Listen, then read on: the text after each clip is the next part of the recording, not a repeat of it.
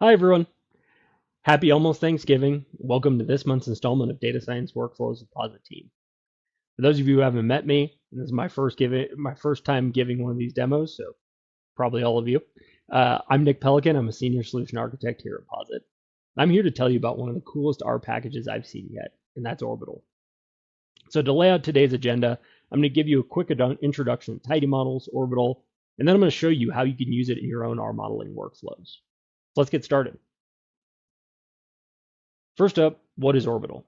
Orbital is an incredible package. It was introduced at this year's PositConf. I'd highly encourage you to go check out the talks. They're now available on YouTube. Emil Hvefelt from the Tidymodels team gave that talk. The goal of Orbital is to enable running predictions of Tidymodels workflows directly inside databases. So what you can think of is kind of almost like a three-step process. First up, you use the Tidymodels tools that you're familiar with to create an R model. That can be, you can use tools like recipes, parsnip to create that model, and then use Orbital. And what Orbital does is it takes all the steps of that Tidymodel and converts it into SQL that a database like Snowflake can understand. You can then use Snowflake, use any other database to either run the predictions of that model, or you can actually use that SQL to then actually deploy the model directly to Snowflake or any other database as a native object.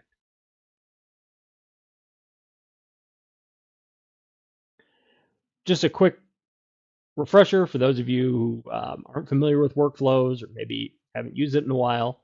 Workflows is a part of the Tidymodel package, Tidymodels universe. And what it lets you do is bundle together your data pre-processing steps, your modeling steps, and post-processing steps into one R object.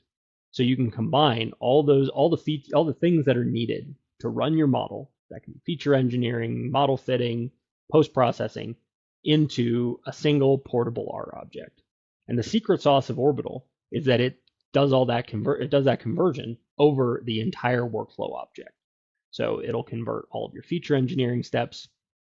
It'll convert your model fitting steps. It'll convert basically anything that you can fit into workflows. You can put into Orbital, and then that'll turn it into SQL that can be then run on a database. So you might be asking yourself, why would I use Orbital? Why would I want to put my model fitting into a database? Number one, putting your model fitting in your database allows you to share your models with anyone and super easily. Because you're taking these models, converting them to SQL, what you're doing is you're putting them into a language that your database can understand, and you're putting them into a language that basically almost anyone can access. So if you can take that model, you can take your model, turn it using Orbital into SQL, deploy it onto Snowflake. Anyone else on your team, whether they're using something like Python or whether they're using something that doesn't use code at all, something like Power BI, can now access the outputs of your model. And number two, probably most importantly, it makes your models really, really, really, really, really fast. One of the really cool things about databases is they have a ton of compute power behind them. They're really good at doing things like feature engineering, like data pre-processing, and especially because your data is already there, one of the things that fitting your models directly in the databases does is it removes the step of having to download data onto a different machine, download it onto an R machine. Instead, the model fitting can be done directly in the database, which tends to make the model fitting incredibly fast. And we'll go over that in just a little bit.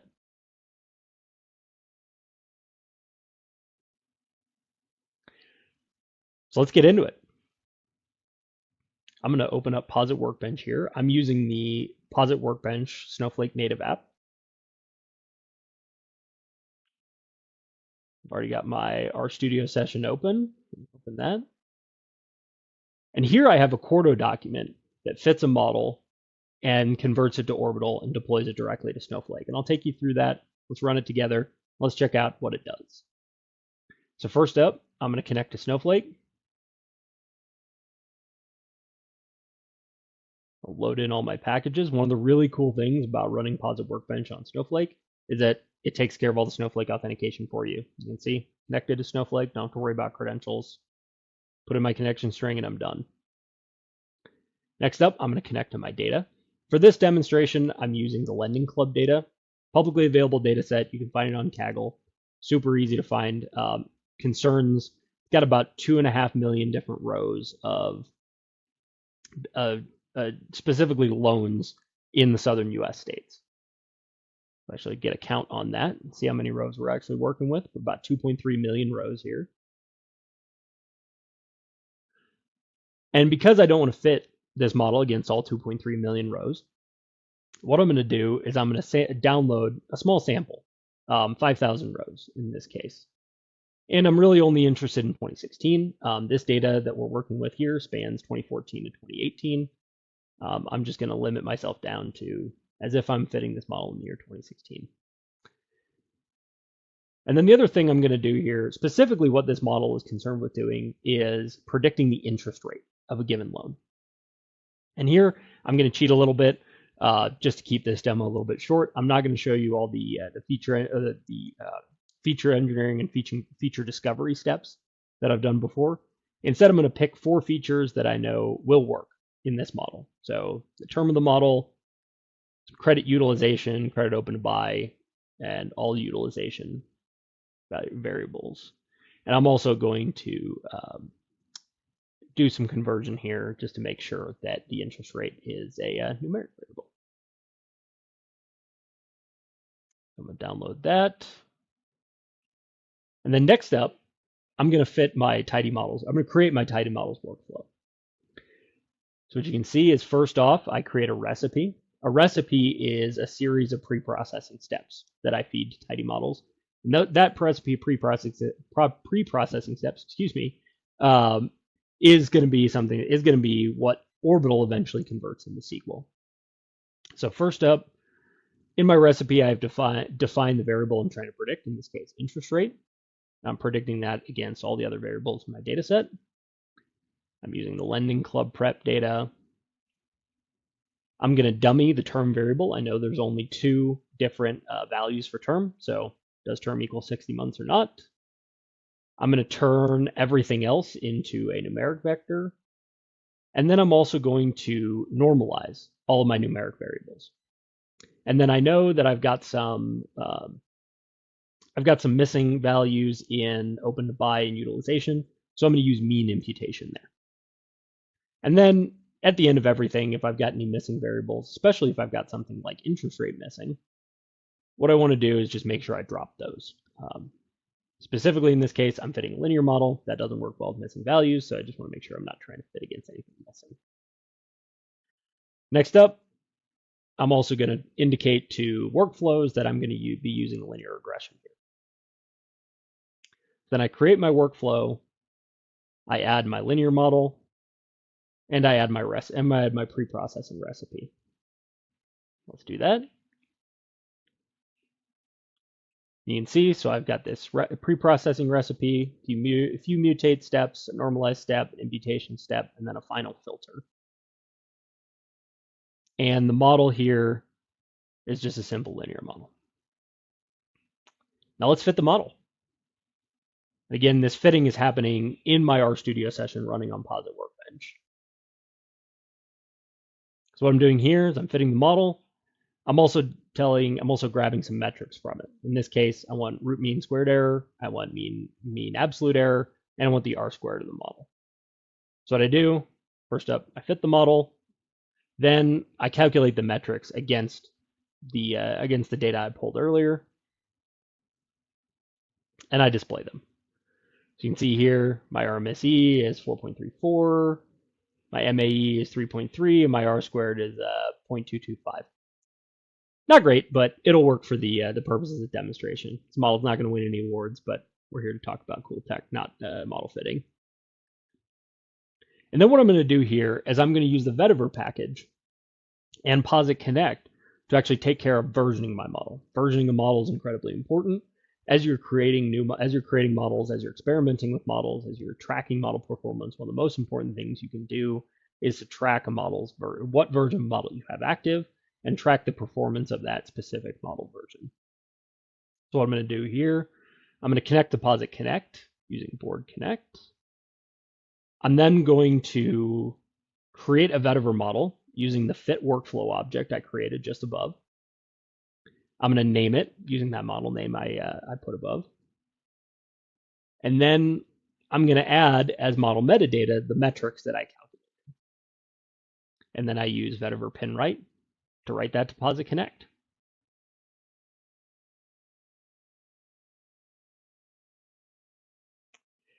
You can see here, I'm calling the model version, so I'm seeing all the different versions of this model that I've already deployed.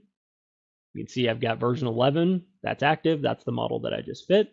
Then previously, leading up to this, I built a couple other model versions. So those model versions are not active, but they are saved for posterity. And if I ever want to roll back to those model versions, they are available on my Posit server. Now what I want to do here is I also want to grab the version of the model that I just deployed. This is going to come in handy later for some of the interactions we're going to do with Snowflake. Run that. Let's actually check out what model version we're on now. That's version 11. So now I'm at the stage where I've created this model, I've evaluated it, I'm ready to deploy it. So first up, what I'm going to do is use orbital to convert this model. So what I do is I create an orbital object by just calling orbital on the fit workflow. And then I call orbital SQL. And what orbital SQL does is it actually shows me the SQL statement that's being generated by this model. So what you can see here is all those pre-processing steps I went through above. So you can see me dummying the term variable. You can see all of my normalization steps. You can see the mean imputation. That's what's happening right here. And the really cool thing is you can actually see here creating this .pred column in SQL. What it's doing is it's actually fitting the model itself. So these are the model coefficients from my fit Tidymodels workflow, all converted to SQL. And then what I can do is I can take that orbital object and then using the predict function against my lending club data. And again, this lending club data object is the entire lending club, the entire loan data table. Previously, we were only working on the sampled data set that I pulled down earlier. I can run this, and what this compute function is doing is running this and saving it as temp interest rate, saving it as a temporary table called temp interest rate predictions. You can see that already ran. That took about 2 seconds. That was running my model against all 2.3 million rows of that table, and it ran in about 2 seconds. Orbital, one of the coolest things about Orbital is how fast it is. So let's take a look at what those predictions look like. So I'm accessing the predictions table that I just built. And those are the predictions. Again, running directly in Snowflake. That predictions table exists in Snowflake. It's already there. And let's take a look at actually how many predictions just happened.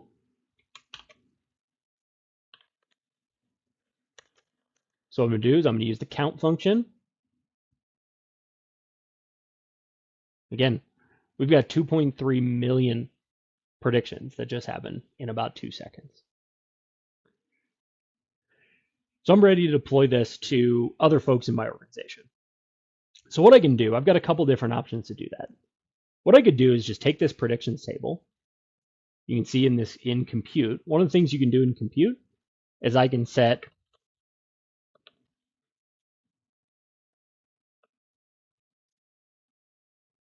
temporary equals false. That will write the predictions table back to Snowflake as a permanent table. In this, I've only created a temporary table. Or a really cool option is instead to write this model prediction function to Snowflake as a view. If you're not familiar with what a view is basically a SQL query. It's a table that exists as a SQL query. It's a SQL query that you can save into any database, Snowflake in particular, but pretty much any database supports views. And what you can do there is anytime that view is called, that query runs. So what I'm going to do is create some SQL to create a Snowflake view. So what I'm going to do is take my full lending club table, and then I'm going to use this orbital inline function. This is a really cool feature of Orbital. What it's doing here, what Orbital inline does, is instead of converting the model object to SQL, it converts it to dplyr statements.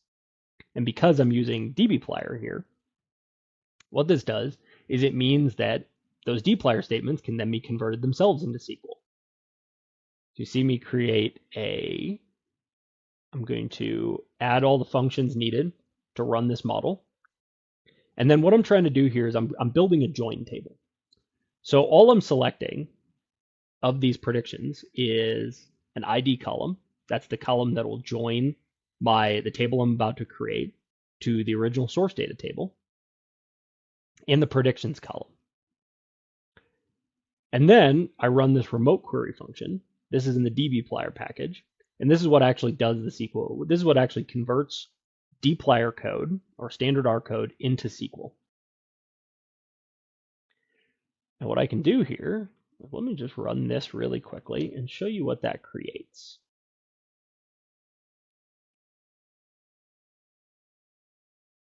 What you can see is that's written out a ton of SQL, including all of those steps required to fit my model. And then what I'm going to do is take that SQL and use it to create a view in my Snowflake database.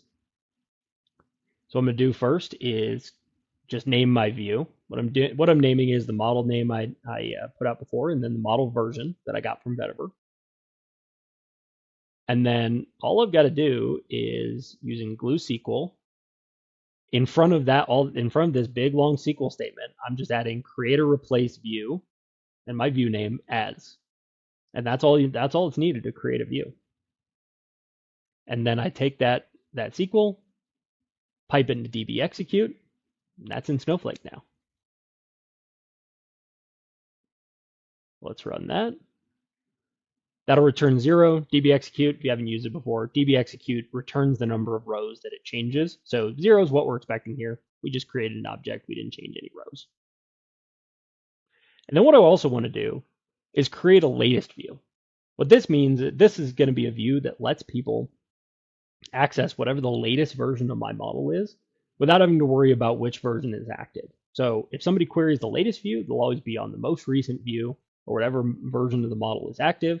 They're not going to be getting data from a previous model that might not be as good. So what I'm going to do here is create a main view. Again, that main view name is going to be the name of my model _ latest. And then I'm going to create a replace view, my main view name. And then that's just select star from the version view.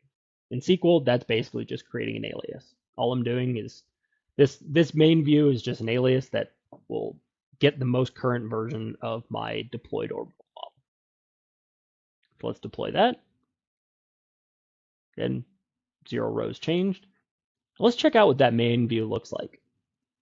So what I'm going to do here, using my connection to Snowflake, I'm going to access the main view, get the first 500 rows, and collect it into my local R session. And that's it. So now I have a join table that I can share with other people, using Snowflake in my organization, whether they're using R, Python, whether they're using Power BI, SQL itself. Anyone can now access the outputs in my data science. It's a super cool capability. A cool example of this is if I go into the Snowflake UI. Snowflake has a SQL editor called Snowsight.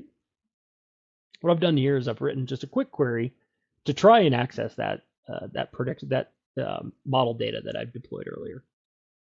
So what I'm going to do here is select just the ID, the term, the loan amount, and the predicted interest rate from the view that I just deployed. And you can see here I'm using this in kind of in the way you'd expect a join table to be used. So I'm connecting my loan data as A to my interest rate, to that view that I created just a second ago earlier as B. I'm also running a filter on it. So this is something that any BI analyst could run. If I hit run, give a second to warm up, and that's it. There's the predictions from my model running in Snowflake on SQL as just a native object. Again, this can be accessed by anybody else in your organization, which I think is a super cool capability.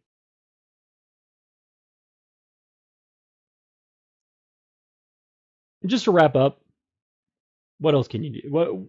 What else can you use to get some information about this? First up, I'd recommend you check out our blog post. Our blog, Isabella from our developer relations team and I just wrote a blog post that's kind of a long form version of what you just saw. I'd highly encourage you to check it out. It also includes a couple other great features that you can take advantage of in the Posit team stack, things like using Connect to do your model monitoring. And we'll link that in the video description as well. And stay tuned for more updates.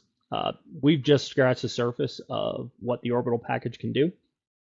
And we've already got some incredible customer stories, and we've had some customers have some incredible success using Orbital. And we couldn't be more excited about that. So please, get in the comments, get in the chat, ask any questions you might have. I'm super excited to answer them. And I'll see you next time. Thanks, everyone.